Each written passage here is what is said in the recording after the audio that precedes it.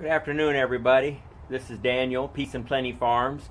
We own a bullion coin shop in Fredericksburg, and of course, you know, I'm putting videos on YouTube, and I listen to other people's videos on YouTube, and I just listened to one, and I hear this so many times at the shop and on YouTube. It's one of the reasons why I started this YouTube channel, so I can correct all the misinformation that's out there. It is amazing how easy it is to be ill-informed or to be misled. You know, you're talking about your financial future. Now, I'm not giving financial advice. I'm just telling you what we did. I'm going to give you an example of what I did to figure this out. And I want you to figure it out on your own. I want you to learn from what I did, apply it to your life, and figure it out so that you can know for certain what the right path is to take, and not just blindly follow these YouTube channels and these bullion gold and silver sites that are misleading you. And it just upsets me and infuriates me to no end. I had to stop what I was doing and do a quick video. I'm in the middle of I got a gasoline leak on this Toyota, so if you could smell through the video, you'd smell gasoline. But I'm gonna take a break for a second, and I'm gonna get on this fuel line and get it taken care of. But when people are talking on YouTube and these bullion dealers, they're always pushing bullion. Buy bars, buy bulk, buy rounds, buy poured bars, buy just the silver. You know, get your 3 9s, your 4 9s, the purity's what matters. Well, that's a bunch of BS. It's just plain a bunch of BS.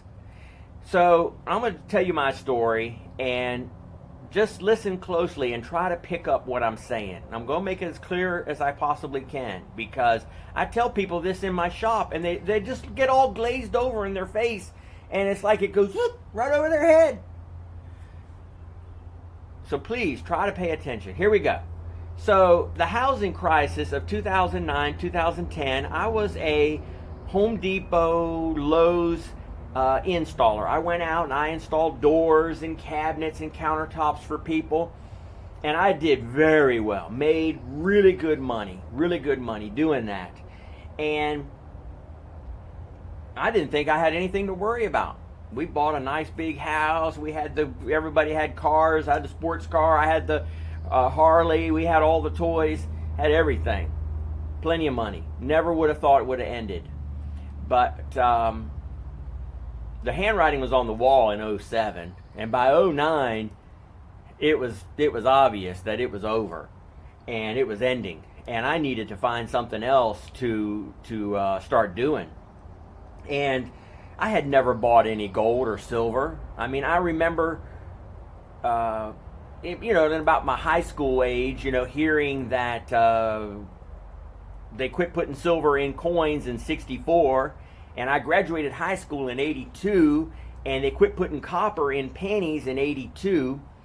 It was '71 when they took us off of the silver standard. It was 1933 they took us off the gold standard.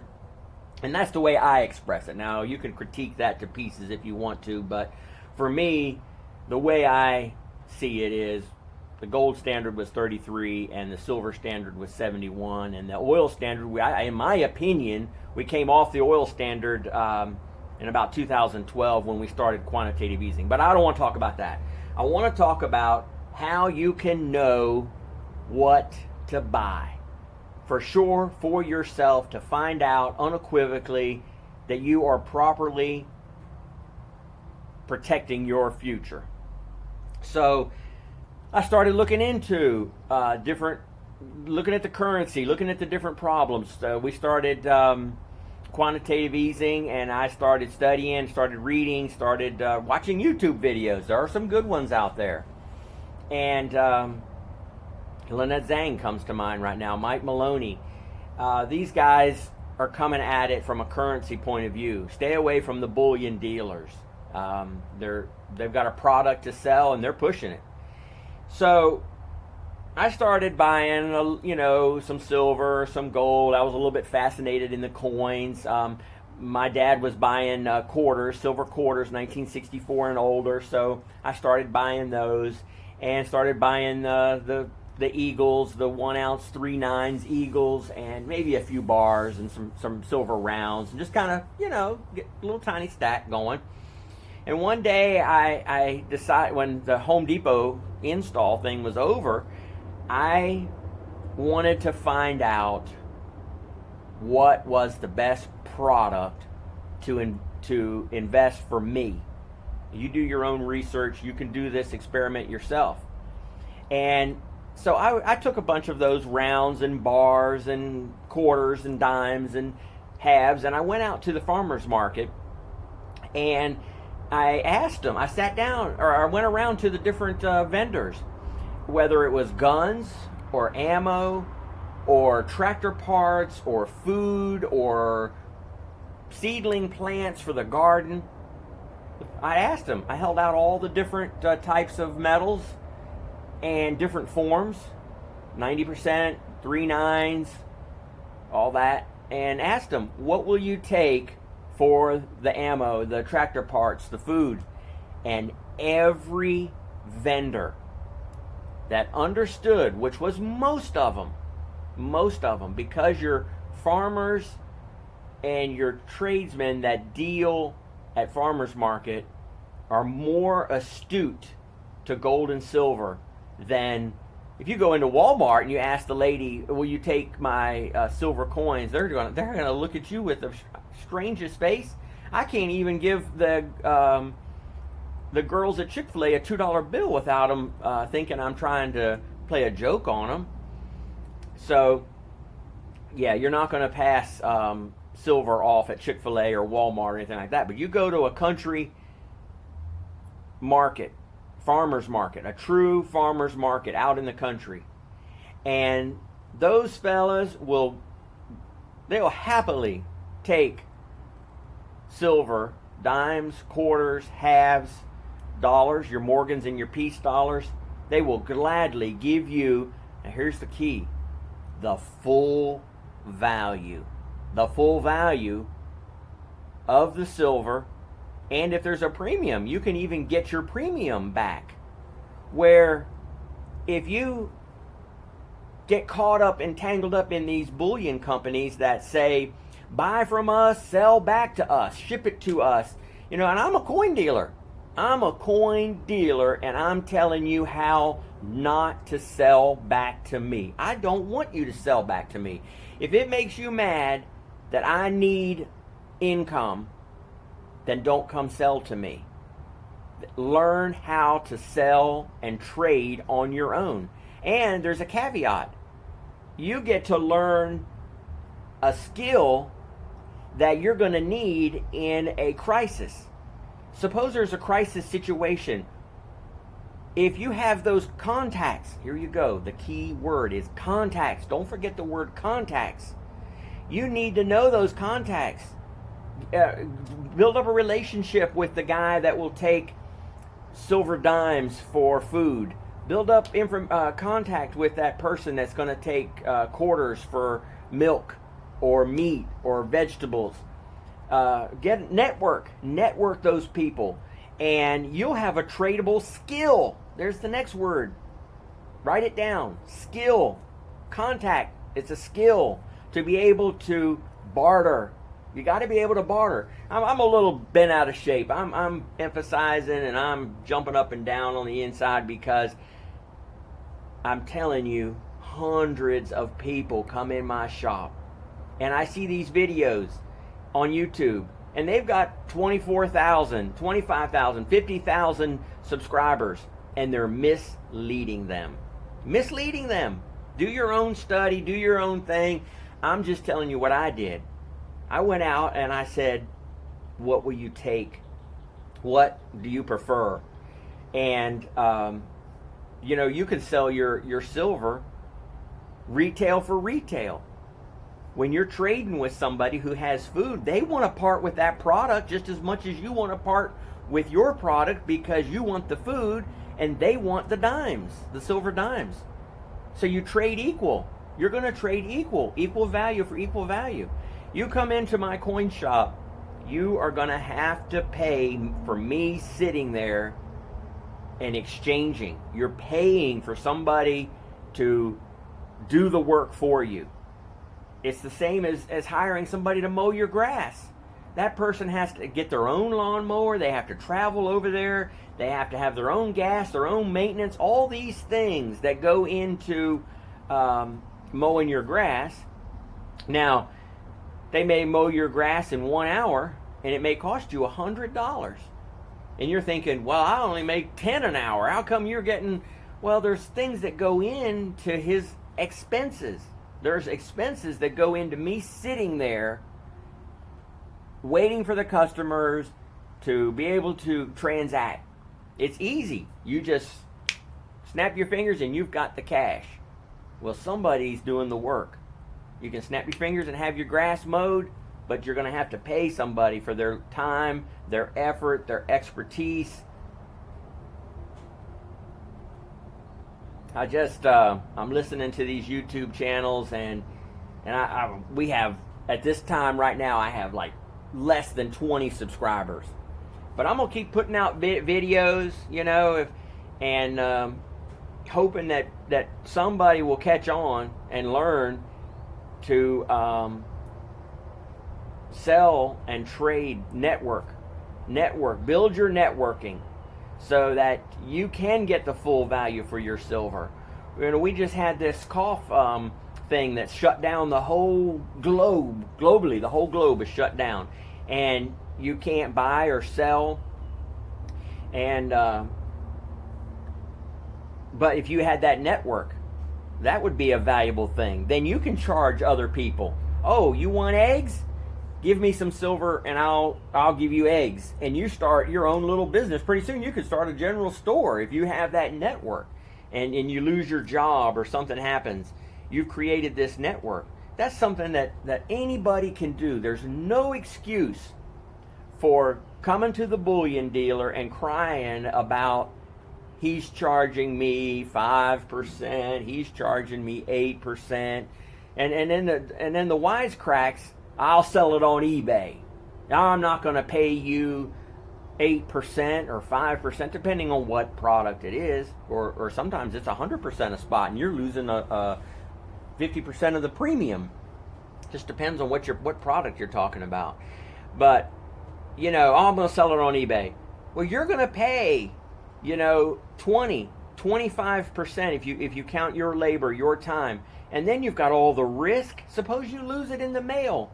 Suppose they cheat you. You make a mistake. It happens. I did eBay for years, and I had plenty of losses before I figured it out that eBay is not the place. These people that are pushing, sell your bullion on eBay. I can buy from the bullion dealers and I can sell on eBay and make money. Hell no, you can't. You can't do it. You can't do it. But if you network and make the contacts and find the people ahead of time, and that's why we named it Daniel's Bullion Coins, because it's about the coins. If you have a bar, there's no authenticity there. If I take a bar of gold into the market and I say I want $10 worth of food for today because I have no refrigeration capabilities, I have no way to store it, I just want enough for today, do you think they're going to give you the difference, the $1,700 in difference for that gold? No, because they're worried about the authenticity of that gold piece. So, but a dime, a silver dime, they do make, if you do some major hunting and searching, you may be able to find some copies of dimes, but I think anybody can tell the difference between a copy of a silver dime and a Japanese, a real dime and a Japanese copy. And so the authenticity is there with the dimes. It's not there on those bullion pieces. I can show you a stack of fake rounds and bars and gold that I've bought, and it fooled me. And I'm a dealer, and I'm supposed to know what I'm buying and what I'm doing, and I've got plenty of fakes. So people are not going to take the risk of giving you back, you know, say the spot price is $1,800 and you're buying a $10 loaf of bread and you want $1,790 back in change. It's not going to happen. You're going to be headed to the bullion dealer, crying to him about exchanging your 1 ounce gold bar for currency. If you're concerned about our currency, then you shouldn't be buying bullion. You should be buying coins. That way you're getting currency, a currency replacement. It's like two birds with one stone. You got your bullion, you got your coins, authenticity, and the silver. And it's the dimes and the quarters and the half dollars are very incrementally exchangeable. They're fungible because they have exactly the same amount of silver in each dollar. So they flow as currency. All I'm saying is do your due diligence, do your research, study it out. Don't just willy-nilly take somebody's word. You know, especially when it comes to bullion. I think you should probably listen to hundreds and hundreds of videos. Read books. Now here I am putting out a video. Don't listen to videos on YouTube. Get a book. Read it. Read it from somebody. Read books from people who are wealthy, that have proven that they know what they're talking about. Not from some dealer that's pushing a product. You know, oh, buy my limited edition 3 9s bullion round that I put a design on that's going to be it's going to go up in value because I only did 2,500 of them. That's not where it's at. The thing about it is, you can go out and try this. I'm not giving you advice. I'm telling you to go out and get educated on your own. Well, that's just a short, quick video. The fumes from this gasoline are starting to get to me. I got to get this gas line fixed. I hope I can help somebody. On Peace and Plenty Farms, we just want to grow together. So y'all come along. Thanks. Okay, so we're back on quote-unquote farm projects. Hopefully we've calmed down from the bullion episode. This is what I'm dealing with.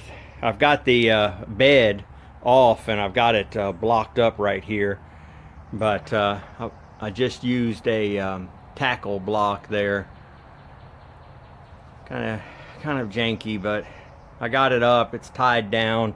It's blocked up, so we can work under here safely. But you can see the fuel just running right out of there. So let's take this all apart. I'm going to replace the line from here all the way up to the fuel filter.